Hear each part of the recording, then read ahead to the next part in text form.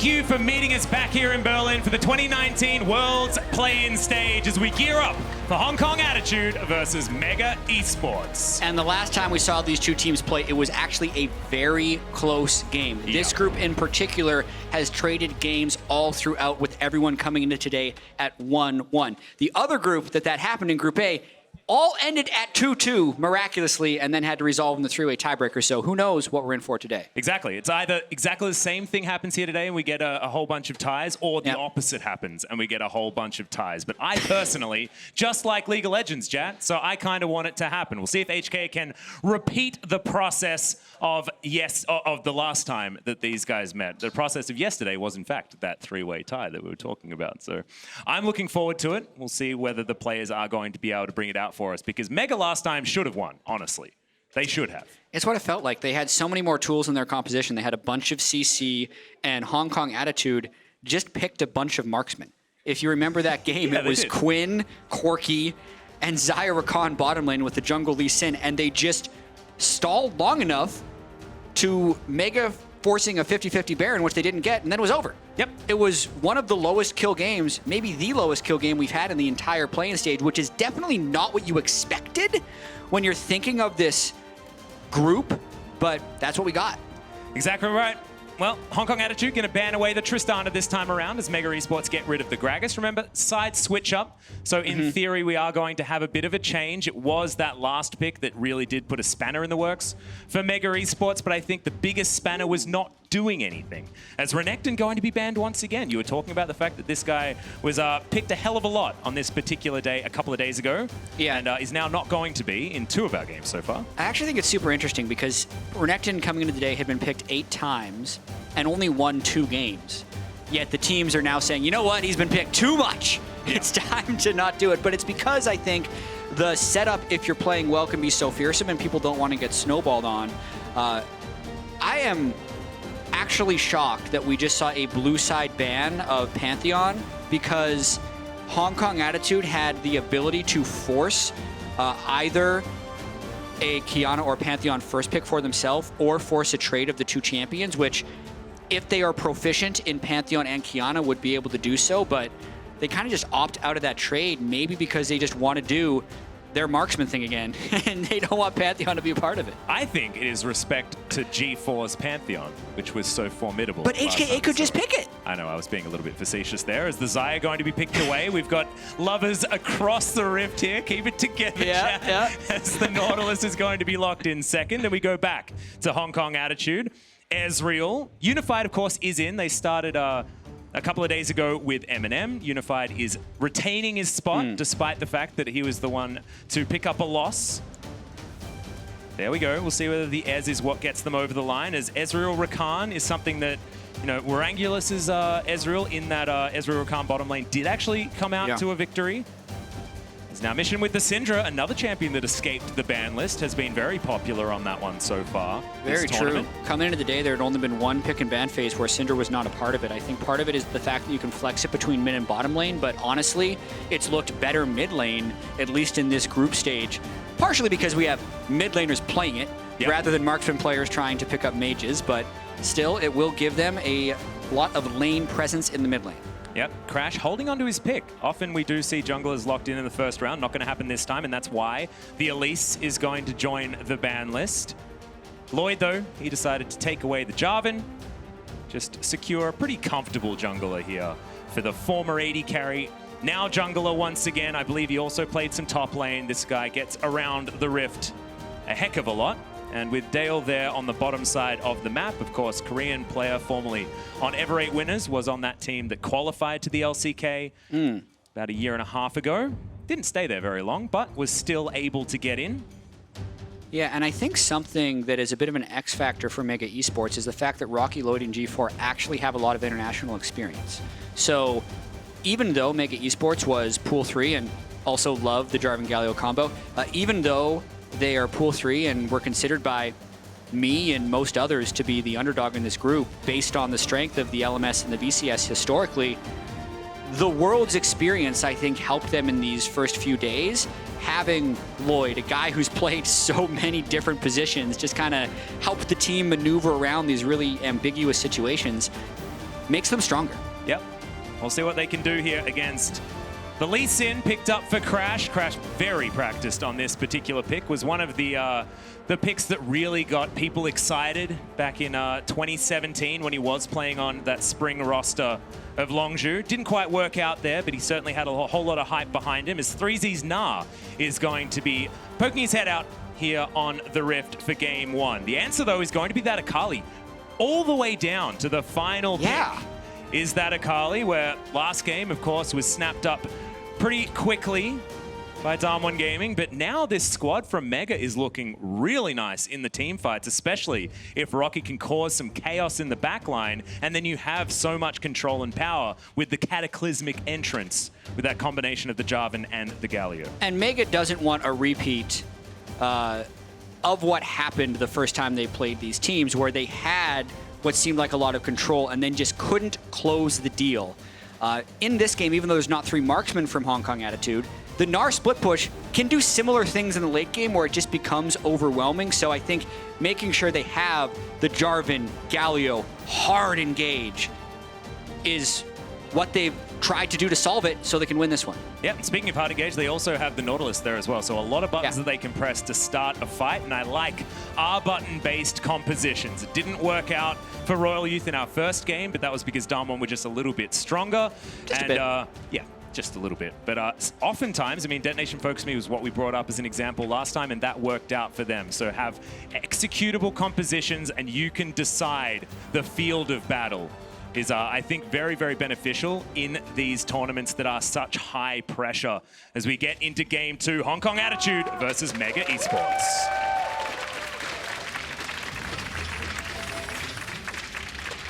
And for more on the draft, let's check in with Law and Mega's coach, Warlock.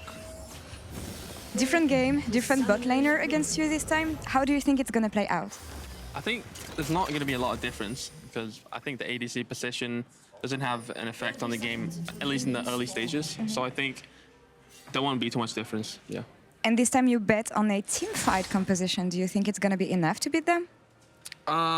Hopefully. I mean, I think as long as our mid jungle, you know, can work their early game and mid game and control the map, I feel like we should be able to pull it. All right, well, thank you for the insights. Good luck on the game. Now back to you guys. And of course, Warlock was formerly a top laner, support, and jungler for Mega Esports as well before he moved to the coaching role. So this guy certainly able to give advice on multiple positions for his team. Yeah, thank you very much for the interview. And I think him bringing up the point of mid-jungle synergy is correct, because in order for the Jarvan Galio to not just instantly die when you jump in, since the Galio ultimate no longer gives damage reduction like it did when it was really at its height, they need to do well in laning phase, and Syndra Lee Sin, just based on champions, is a better 2v2. Yeah. So Mega does have to find ways to outplay, scout out Crash's Lee Sin, and then find ganks in 1v2 situations, because if it's a counter gank and the Syndra gets a kill or two, it could be really rough for G4. Well, Pop barely missing the dredge line there on the bottom side of the map. Keep your eyes on this guy. His Thresh was fantastic a couple of days ago. Looking forward to seeing what he can do here. The all-Korean bottom lane for the Mega squad here with DeuL and Pop.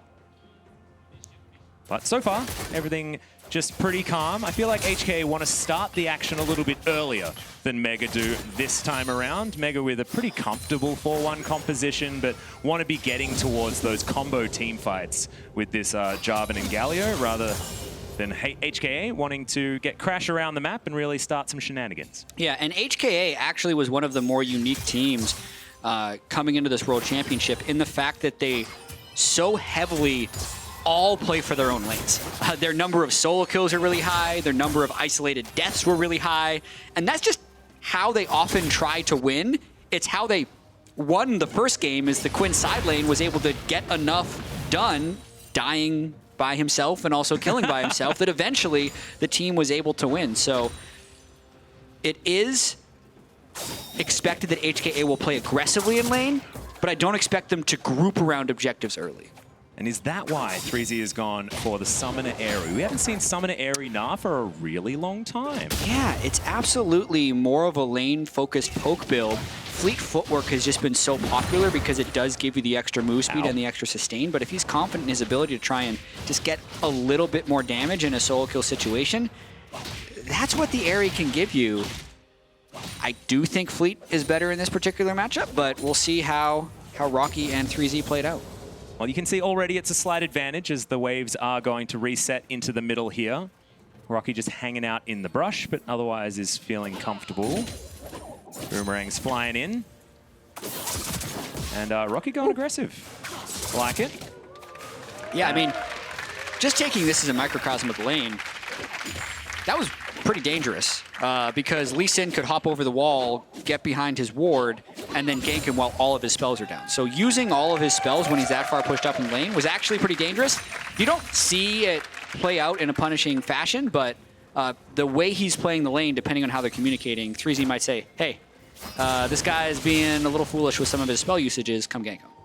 We'll see whether Lloyd can be there for that counter gank. I love that it's sort of stayed true that Lee Sin versus Akali is still something that you have to think about. Akali doesn't want to get displaced out of her shroud by a Lee Sin kick coming in, and always pre-rework Akali hated the Lee Sin, whose Tempest Cripple would reveal her. Gnar down. Lloyd would walk over ward with this gank, but it's all about trying to get the EQ and interrupt the hop from 3Z. Yeah, greedy for the hyper is 3Z, but does get the second bounce of the hop. So Won't have that one now. He may have to actually flash, but the knock-up is going to come in. He's greedy. He's holding onto it for a very long time, but decides to blow it in the end. So successful gank there for Lloyd, assuming he's going to make a return visit. Yeah, and he has a control ward down, which allows lane priority, and Rockky will probably be level 6 by the time he comes back, so that's definitely an opportunity for Mega to try and get an advantage up top lane, and they need it, because the bottom lane and mid lane are going pretty heavily over to HKA. Yeah, Unified actually having a great time against the Korean bottom lane here of Mega. 6-0 for Lloyd, so wanting to hold on to that 100% win rate if he can. Cloud Drake is now being considered maybe another 6 straight game. In theory. But it is possible. We didn't get to 6 last time around, but someone could have if they weren't too busy killing the Nexus. Very frustrating. And that usually happens. Nice scout of the week. If a team has 5 Drakes, they probably have something else going for them that they don't need to get the 6-1 to win. Yeah, you were explaining that as we were discussing it, and then so sadly for me, it just didn't happen. Weird, the Triple Mountain team won a team fight. Yeah.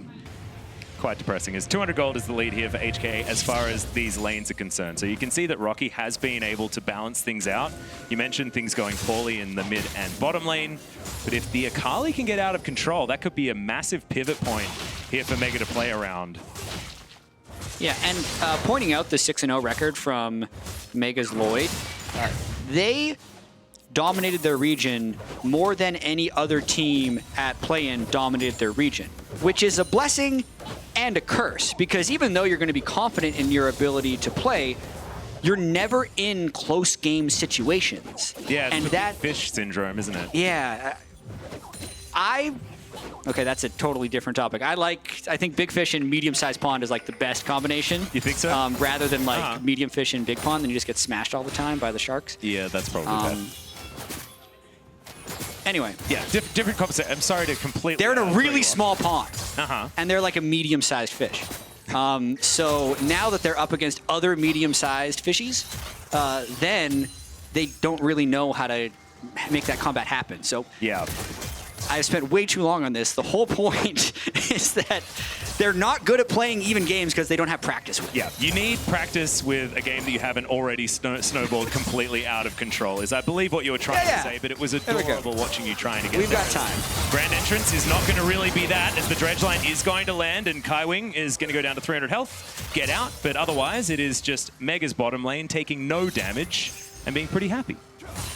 Yeah, absolutely. They've really recovered the lane that they were getting poked out of a fair bit early, but really it is now on Mega to try and make things happen. When Lloyd hits level 6, G4 would probably look to crash something bottom lane, but it is really difficult to actually pull off this Jarvan Galio against an Ezreal Rakan.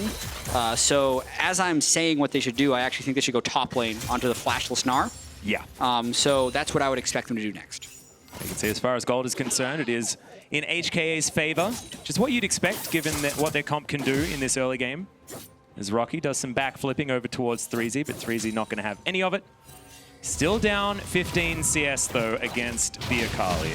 When we talk about matchups, range is often something that we have to highlight. So shout out to Rockky for being able to play this lane so comfortably, but without the flash, does give 3Z a few less options when it comes to how aggressively he can play and the amount of zoning he can put onto Rockky. Yeah, Crash is going to walk right over a ward, which if Mega wanted to be patient... if Lloyd was on top side, this would be such an easy 3v2 because the Galio was actually missing right now. Yeah. But Lloyd did show on bottom side, which is why Crash is feeling safe right here. He does not, of course, know that he's on a ward.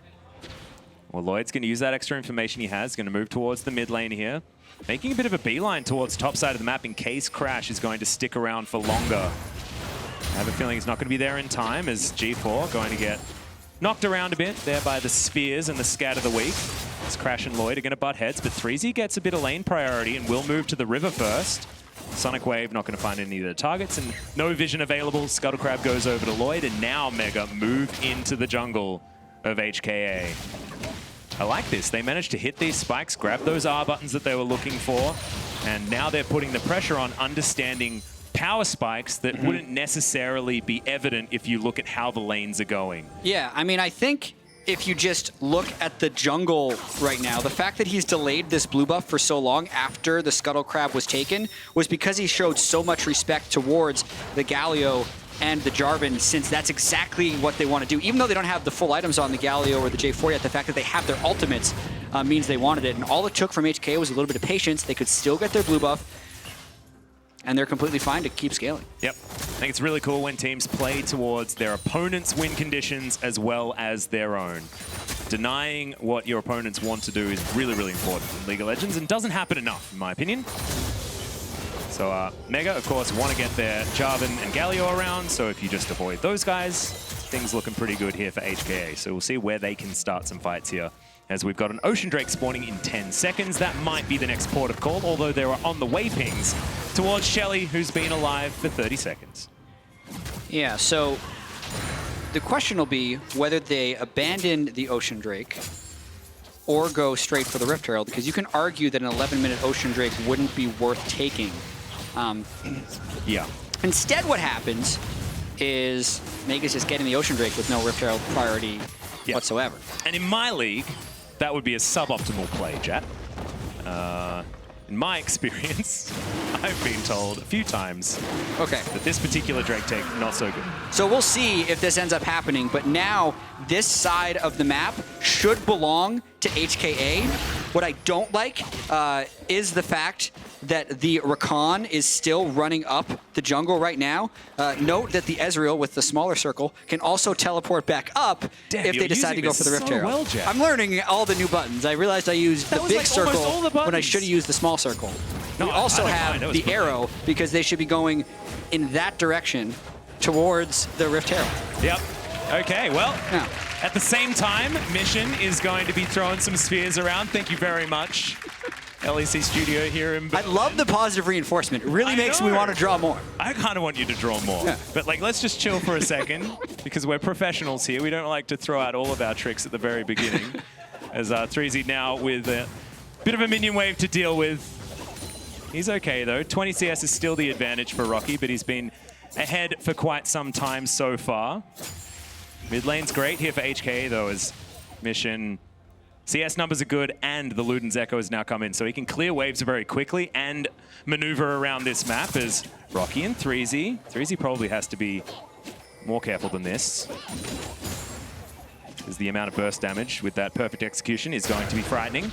It'll be all right for the moment as Galio. Whoa, that's the direction. 3 members, exactly. That was a Justice Punch.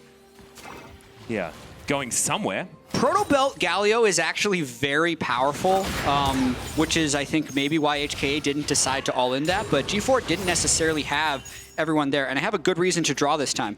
Okay. You can see, actually, the Xayah has to keep moving up and down the river because there's worry about the Rift Herald. Since the Ezreal has TP, he doesn't have to make the long trek towards Rift Herald if they decide to fight. So this is telling me that Mega actually does care about the Rift Herald, and they're ending up actually ceding some bot lane control because of it, since DeuL's teleport is down. Sorry, I'm just mystified at how incredibly talented you are at utilizing the arrows and the circles.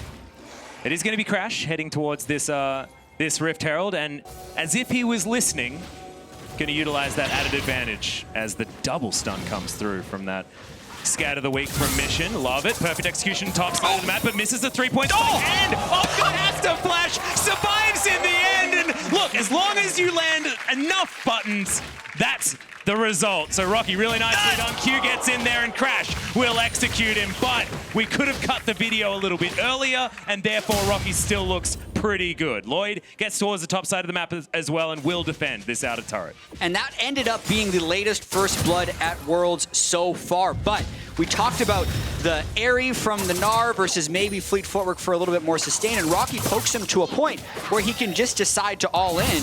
He does have the flash on the Gnar, and then right here, missing the skill shot there actually ends up costing Rockky his life because it means he takes another turret shot and it gets him low enough for Crash to just run at him. Oh, the minions didn't cooperate. Yeah. And he dies. It might have been better. Nah, he was dead. I mean, I wouldn't nitpick the end of that because honestly, I think enough went wrong at the beginning for that not to be all that relevant. So Mega's DeuL will move down towards the bottom side of the map. You notice I'm not calling him DeuL anymore because my accent just doesn't allow for me to really honor his name enough. So DeuL is going to be what I'm going to be going for, guys. I understand that DeuL is closer. It's just a little bit difficult for me, Jat. Hey, I would... Whoa, no plates at all. I was struggling with the Ananasek word all of yesterday. Ananasek?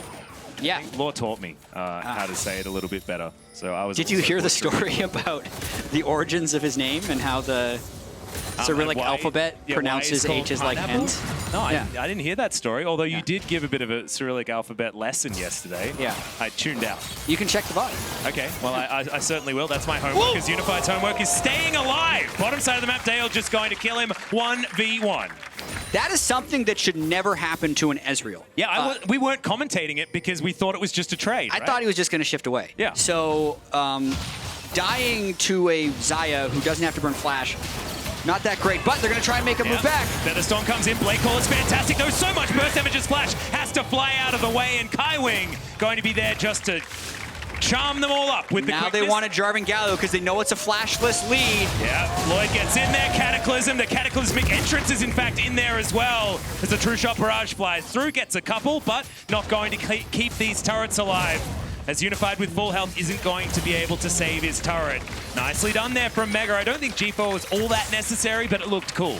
Yeah, he gave Lloyd the confidence and positive reinforcement to go and make the play. He said, jump in there, I got you. And that's exactly what Warlock was talking about, mid-jungle synergy. And I think emotions are almost as important as gameplay. So I love that you bring that one up, chat. All right, now they don't have Galio ult for Drake, but it'll be okay. How are you saving this? How are you saving it?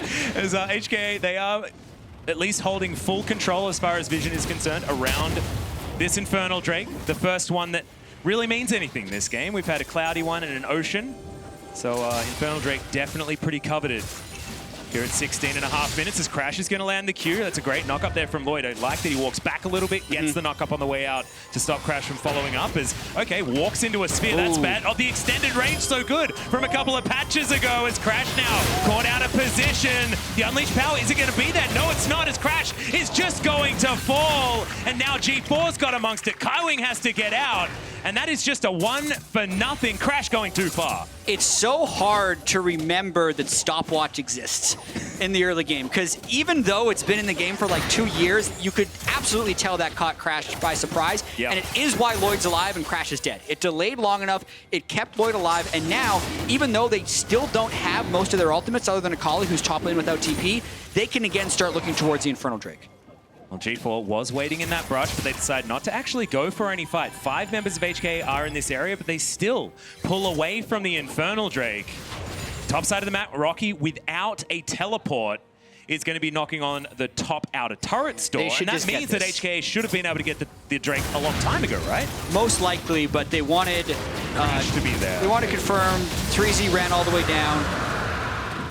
All right, play it by the numbers. They'll trade an Infernal Drake for the outer turret on the top side of the map. Yeah, that was actually really atypical for HKA because throughout so much of the regular season, they didn't group for objectives and they just rely on individually outplaying people. However, this is a game where Unified got solo killed and 3Z got solo killed. So they do have to kind of pivot the way they're playing and think about grouping a little bit more, because if they want to play this side lane, just farm forever play style, they're losing it. And the Jarvan Galio threat on the sideline is kind of ever present and would be able to stop them from outplaying even if they get a 1v1 that they can win. Well, Shelly is about to clock out, actually. There's a minute and a half left before Baron is going to spawn, but she is eventually taken here. Mega going to trade for that Infernal Drake, eventually getting themselves their objective. As finally, it is going to be taken down here by Lloyd. He has his Cinder Hulk completed, and I actually really like this. Rushing towards the Gargoyle Stone Plate feels fantastic when you have a Galio, because it's like you've got old Galio, because you press your Gargoyle Stone Plate button once you're inside your Cataclysm, and you feel so much more tanky. So really cool seeing a bit of the Galio of the past represented here based on the itemization. And then the Galio can do the damage that you're lacking. Yeah. Because you've got full take Jarvan. It's incredible. And because, yeah, the extra numbers, because you can't taunt flash anymore. Yeah. They're just making up for each other's weaknesses. We were and this all goes back to Warlock again, talking about mid-jungle synergy. It's fantastic. It's like there's nobody else on the team. Beautiful. We just need a little love heart. Can you draw that? I don't think that's why they made this, but mid-jungle synergy. Yeah. That is not hard. Look, I appreciate the effort. That was beautiful. That was beautiful. It's no longer mid-jungle synergy because the AD carry and support are mid lane. As should be done at this stage in the game, but appreciate the call-out. Yeah. Well, Gargoyle Stoneplate, like we were talking about, has just been completed. I believe that was a broken stopwatch turned into a Gargoyle Stoneplate. So Lloyd hadn't been home in a while. Yeah, wow. Hope he said hi to his parents. Always do that. As Unified clears up the rest of those minions. Having a look at this time last game. And this Not is big numbers, Jack. It's the way these teams match up. So you can see the playing average. This is combined kills per minute. The playing average is 0.7. Some regions and teams are actually over 1 coming into this World Championship, but these two teams have such low conflict. We may see it here as they've all finally grouped together for this Rift Herald, or we may not. Yep. And I like how Mega have been sort of defined as this team that capitalizes on mistakes. And that's how they play the game. And that's why, when we saw this matchup last time, they didn't do anything. Because HKA weren't making enough mistakes for Mega to understand what to do next. Yeah, it's one of these things when you're trying to look at the stats of the team, you kind of have to ask yourself, okay, why is this team's combined kills per minute high? Or why does their early game look so good? And sometimes it can be the environment in which they are playing. Yeah. So HKA and Mega both play in very bloody aggressive regions where other teams are constantly asking for fights. So they've kind of adapted this style where they know how to prepare for the fights, they know how to counter gank, they ward, they see it, and they can generate advantages off of predicting the other team. However, when two of those teams meet up against each other, if neither one of them are most standardly the initiator at even or negative gold leads, you end up getting games like this. Yeah, it's a bit of a stalemate, but thankfully Mega this time do have some options. DeuL doesn't have that many, but at least the Featherstorm one is going to be enough to save his life. But now, pretty key cooldown is going to be missing from the Xayah. But yeah, I think this time around we've got different enough team compositions where we can look at Mega and say, if you're not trying to find these fights with your Jarvan Galio combo, then you're making a mistake. So proactivity is going to be necessary for this Mega squad. Yeah, the nice thing, though, is they have a pretty good fallback pattern with the Xayah, especially having the 2 kills early. And could this be another solo kill? This is starting a fight. Dredgeline's there. One of the skill shots has got a hit, and Pop is going to pick up the kill. A 3v1 solo kill. But really, Rockky started that off, may have been able to finish it on 3Z, and then the rest of the team just guaranteed it. So if the Akali keeps getting ahead, that'll secure Mega side lane pressure. With the Xayah having such strong CS and 2 kills, that gives them late game damage. And then the Jarvan Galio not falling behind gives them strong initiation. So even though we're harping on the slowness a little bit, I don't think Mega needs to be in a rush for this game. Once they hit IE on Xayah is really the time they can start doing stuff, and I think that'll naturally line up with them being able to go and do Baron. Yeah, and I think they understand that as well, because they even just gave up an Infernal Drake thinking that regardless of whether or not we have that, we have a composition that is just going to be able to do more things in the later stages of the game. They're gifted over. The second Ocean Drake seems like they really like these ones, as we're playing with the minimap once again. Where are we going, Jeff? Well, okay, I meant to do the solid line. Okay. They're splitting the map. If you just look at the color of the wards on both sides, and it's because they gave up the turret in the top side, they're going to try and get control of it back, but they have to be very careful in face-checking this jungle. We'll see where the G4 is going to be collapsed on here, as HKA will have that opportunity, given their vision that you so beautifully highlighted. Now Lloyd is patrolling around, wanting to destroy all of those blue dots. And now a reset is going to come in from HKA. They still had a couple of control wards there in their back pockets, but with the map getting a little bit darker, wanted to go back, get some of that money turned into items. Morellonomicon completed here from Mission and does have a stopwatch still yet unused. Unified with those couple of items that Ezreal's really, really love, is we've got some circles also coming in on the items on the other side. I was getting to those. Those are the power spikes that you should care about. So Morellonomicon power spike, something that I feel a little bit uncomfortable talking about, and the dash cannon plus the Luden's Echo coming in for G4. High damage build out from the Galio, and the triple items that we talk about all the time from Xayah. See, I got there. It's just, there's a lot of items. I just helped you along. I mean, I didn't even have to contribute to the conversation. I just started pointing the stuff. Are you just going to be silent for like most of this broadcast and start drawing? Just in the middle of the team fight, I'm just squiggly lining everywhere. It's like, I swear, that's where the Akali went. Yeah, exactly. It's a history. I'm going to be very, very confused throughout most of this. It's like hard mode play-by-play commentary. I'm very much looking forward to it. But to catch you guys back up, it's about 3,000 gold, the lead for Mega as we get towards 25 minutes. This was about the state of the game last time these two teams met. And actually, I think it is looking better for Mega this time, mostly because HKA doesn't have that side lane power that they had in the previous game with the Quinn. So if Mega can find the right fight, it could be big. Jarvan's a little too far ahead, because even though they could Jarvan Galio, the rest of the team wouldn't be there for the damage, but now is the time they're setting up for Baron because they hit the IE. Yep. And they've got a heck of a lot of vision around this area as well, as G4 just zoning with that taunt available. DeuL there with Unified as they trade about the same, but that True Shot Barrage is going to make it much better for Mr. Ezreal. Close to Blade of the Ruined King, but still not quite there yet. Having the Iceborne Gauntlet, we've seen Trinity Force be a little bit more popular recently on the Ezreal for that bit of extra punch in the 2-item spike. Yeah. Unified wanting to have a bit more control, and I can understand that when he has to get away from an Akali. Yes, it's not going to help. The armor doesn't really do anything, but slowing her down, that's going to be a little bit more helpful. Yeah, Akali does end up doing a little bit of mixed damage, so it's not true. completely lost. Has some AD and AP ratios as well. That's why the Gunblade is so good on Akali in general. But yeah, I can see him just trying to kite out the Galio Jarvan, but as you mentioned, will definitely make him lose the straight-up duels with Xayah. No pun intended, of course. Also, he has to self-heal throughout this entire game. Kaiwing is going to be diving in with the Grand Entrance, and Crash and 3Z also going to be trying to lock up the backline of Mega, and they'll need to do that in multiple different timings throughout a team fight because of the Feather Storm that Xayah has available to her. Certainly has been something that we've been talking about a lot so far.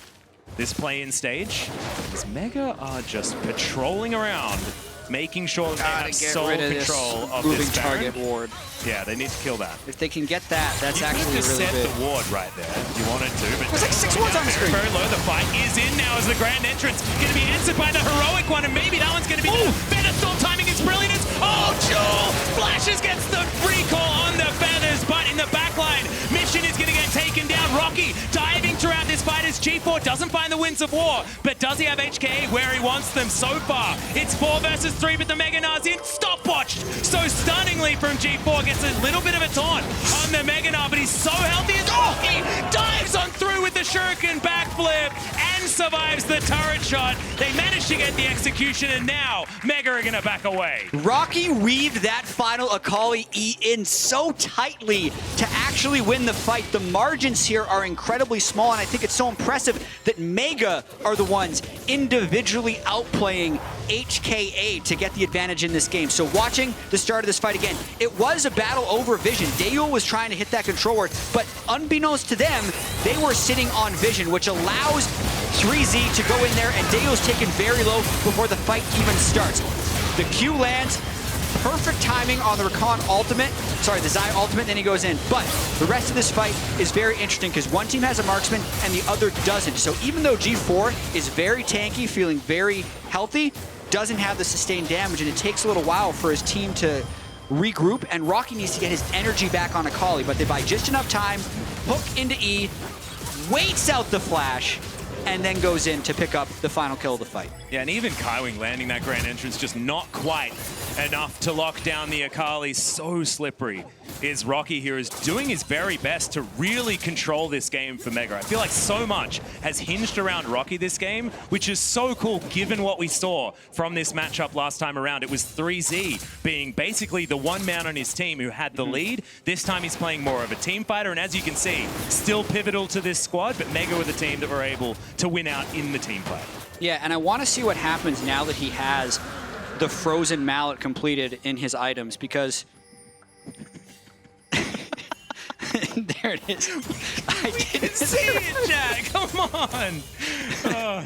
You're making it more than it is. You don't need to comment every time I draw something on the screen. Just getting rid of little circles. Because it is actually a point where Gnar ends up getting very powerful. He does a lot of % health max damage with his W, and if he can actually get the side lane advantage on Rockky, HKA can look to do what they did in their first matchup between these two teams. But if that doesn't happen, this triple ocean Baron setup is going to be the play Mega just keeps running over and over again. Exactly. You can start it, you can pull away, you can get all of that health back, and then you can rinse, repeat, do it all again as G4 is going to wander over this very cheeky ward. This ward survives more than it should. Oh, not anymore.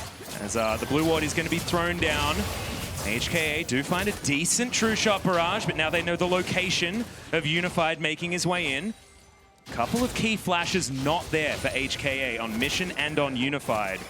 Would be a dangerous fight, but on the other side of the Rift, Mega have lost it on Rockky, Lloyd, and DeuL. Not really what you want to have as G4 just patrolling the Baron pit. Side waves are pretty even at the moment, but I think this ARAM is probably something that both teams need to tidy up as far as side lanes are concerned. Lloyd eating some honey fruit, even walks back, bit greedy for the last morsel. I think the more important thing is actually the wards inside the HKA jungle. If those control wards are up, it's much safer for them to face check into the Baron area.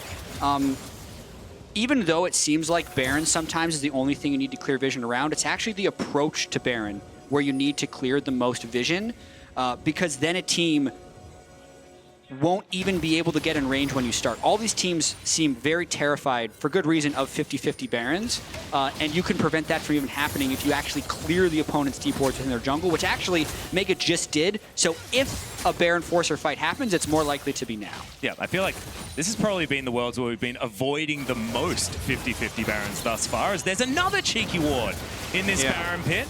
Will eventually get taken down there as the control ward comes in relatively late.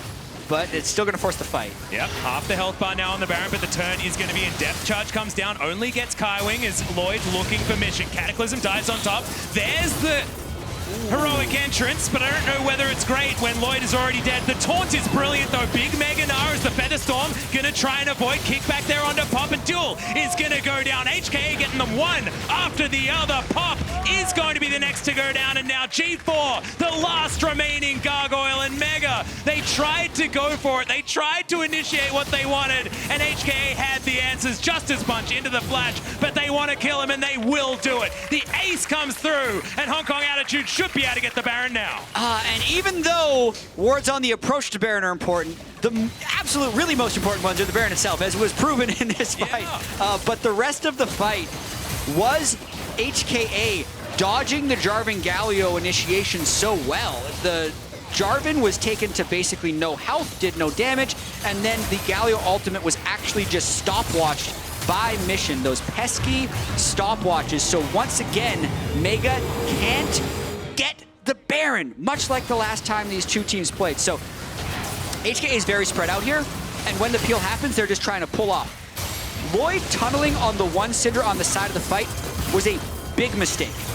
Then 3Z comes over the wall, and DeuL just kind of panics here because he's way further forward than he wants to be. he had to juke one way for the Rakan, the other way for Gnar, and then Featherstorm backwards. Yeah, the Featherstorm backwards was definitely the big problem there. I didn't notice that the first time this fight happened. That possibly could have been a little bit better there for them with the Blade Caller having so many more feathers to pull back. But hindsight is 20/20, and now Mega are going to have to look for the future to try and tidy this one up, because HKA finally have themselves a gold lead. Having a look at the gold graph, it would certainly be like HKA have finally poked their heads out of water. Yeah, and just drink this in for a second. At 33 minutes, the Lee Sin did the most damage in a team fight. Yeah, wow, Crash. That's very, very rare. I don't even know how that happened. He must have got, we may not have seen it, but a multi-kick through, because the kick can end up doing a huge amount of damage if you get multiple knockups on it. Well, there was a lot of stopwatches and Featherstorms and things like that. I believe Crash held onto it and then just booted Pop through the team, and of course does damage based on how healthy the person you kick is. And he's got a bit of health on him, does the Nautilus. Like it. Well, True Shot Barrage comes in, gets a couple, but you can see this tower not going to be long for the world. And as we were talking about, that gold graph is indeed, finally, HKA get up from the depths. Yeah, and Mega really showing an inability to take their small leads into advantages if the other team isn't opting into fights against them. HKA has done a very good job of just kind of sitting at the back, trying to farm up, and then finding the right opportunities. And now Mega, again, is kind of put in position where they want to force. All that HKA is doing is walking up the cannon minions, utilizing their Baron range, and slowly chipping down the turret. And you can see, look, their carries have massive amounts of damage availability. We've got a Rabadon's Death Cap, we've got 4 items on the Xayah. This Mega squad should be able to find a team fight that they're looking for, but it's misexecution in the last fight that's really putting them behind. And now HK is splitting the map and denying that attempt at the next Wombo combo from this Mega squad. And 3,000 gold is now the lead. It's only extending. Remember, Mega were only able to get that to about 4,000 in their favor, and now it's HKA really flipping the script on this game, much like they did the first time these two teams met. Yeah, and now they have absolutely no vision in the jungle whatsoever, so trying to get a flank engage, which is what I think they really need, is difficult. Still 42 seconds on this Baron as well, which is already a very positive power play. HKA just looking to continue. Nice double stun. Oh, there it is. Very, very low. There's another Cataclysmic entrance, but Lloyd going to put it somewhere where we're not going to get any knockups. It's just used defensively. And if that Scat of the Week had have landed, it might have been a dead Jarvan. Still relatively tanky, but it did cost them the inhibitor turret bottom side of the map, and they're just bleeding objectives now. As Mega, they can't play against the maneuverability of Hong Kong Attitude, because they start their combo, they look for it, and then there's Arcane Shifts, there's Safeguards, there's Grand Entrances, Battle Dances. Here comes the fight. Of which, we're diving into the backline now. The quickness is brilliant, but the taunt is even better. G4 getting the work done, takes down Mission as the dive into the backline. Crash gets one off the end, as Pop is going to do exactly that. And the turret is going to join in this fight. Blade Caller doesn't get any joy, as back to the fountain for the majority of Mega, and Kaiwing now is going to be tanking up this turret. They'll ignore the backdoor bonus and get rid of that one in the mid lane. A chaotic fight, but definitely okay for HKA. Yeah, somehow it ends up just being a 1-for-1, but Mega just kind of tired of letting the Baroned up minions beat down their turrets, decide for an all-in initiation, and since Mission was already flashless, they're able to get the kill on him this time. And here again, 6 Drakes, but the more normal ones are going to see 3 on Ashdeen. Yeah. Let's have a look at this one again, because there were a lot of things done and not a lot of time. Yeah, so we're going to ignore the Akali Gnar 1v1 on the side of the map and then just watch the initiation from HKA. Really, I think was just trying to buy time for the turret, and at the start of this fight, the fact that DeuL is always low at the beginning of these fights, and the fact that Crash keeps landing these multi-man Lee Sin kicks is really what's giving HKA an edge in these team fights. I think compositionally, like, if DeuL could not get poked out at the start of the fight, his Xayah would do much more of the damage, especially when Mega's able to kill Syndra, but Crash is doing enough work and they're landing enough poke onto the Xayah. Yep, 3,000 gold is still the lead though, so Mega at least stemming the bleeding for the moment. That BF sword probably going to turn into the Bloodthirster for the double lifesteal build on DeuL's side, and I like that a lot. Given the fact that he has been spending a lot of his time on very low health, you may as well get that extra lifesteal so that all you need is a minion wave to keep yourself healthy. I think talking about keeping yourself healthy when you've got 3 Ocean Drakes is a little bit insane, but he needs all the help he can get, apparently, Jeff. It keeps happening. I mean, the 3 Ocean Drakes can be extremely good for sieging situations, but for the most part, Mega hasn't been able to work the sieging situations, take Pokken back off. It's either kind of all in or all out. So they're ending up to get very few benefits from these triple oceans.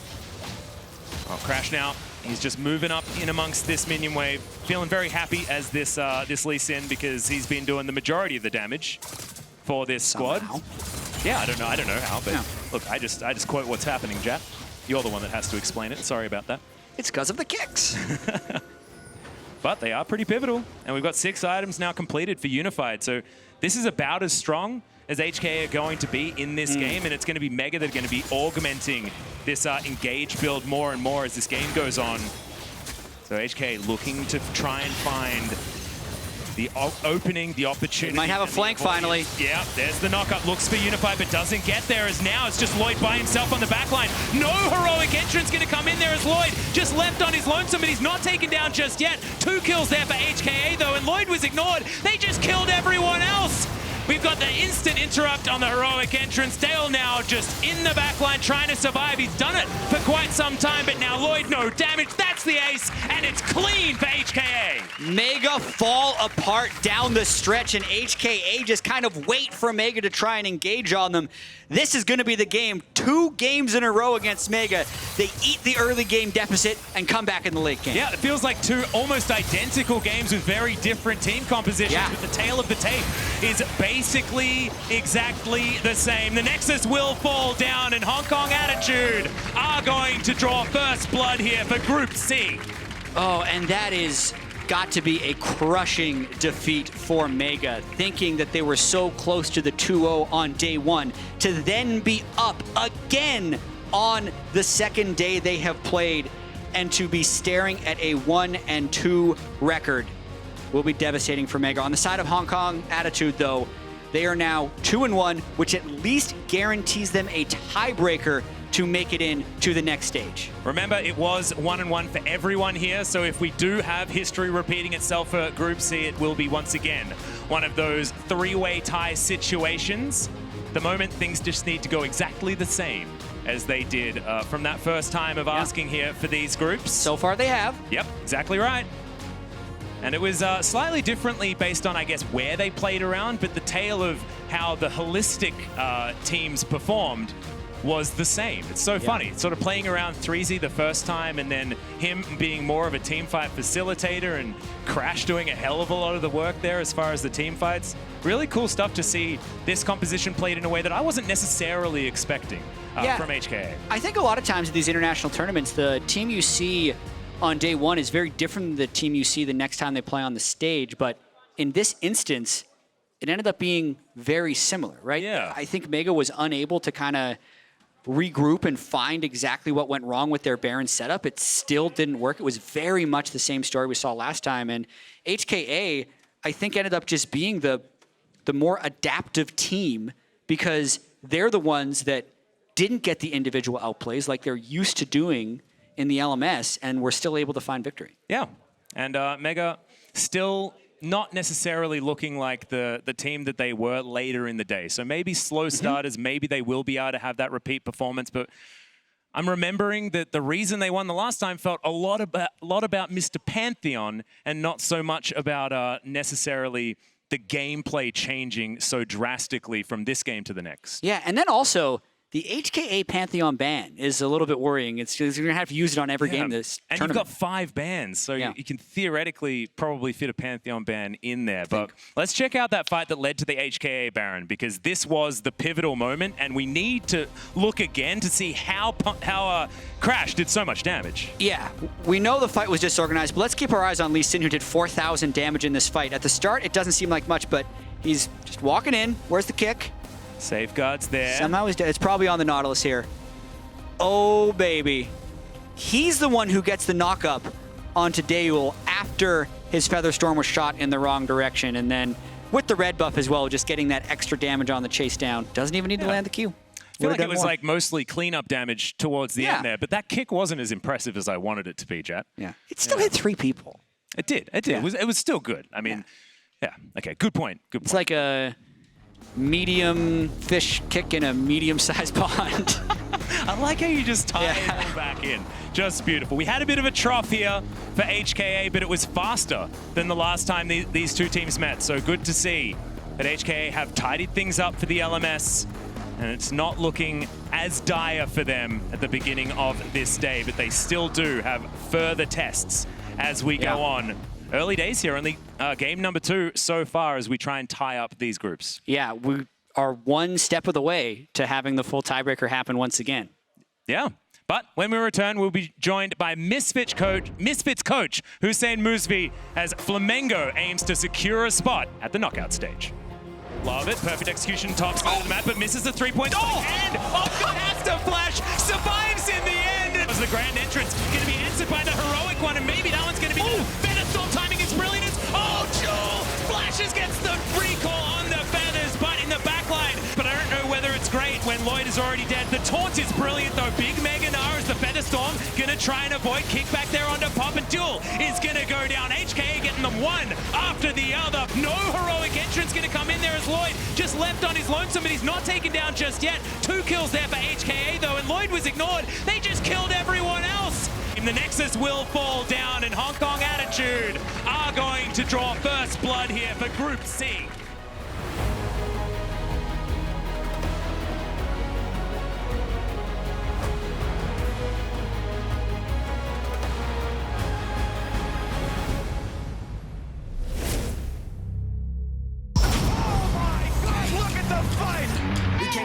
We came to win. We lost before, but never again. Back on our grind, you know what it is. We gotta win.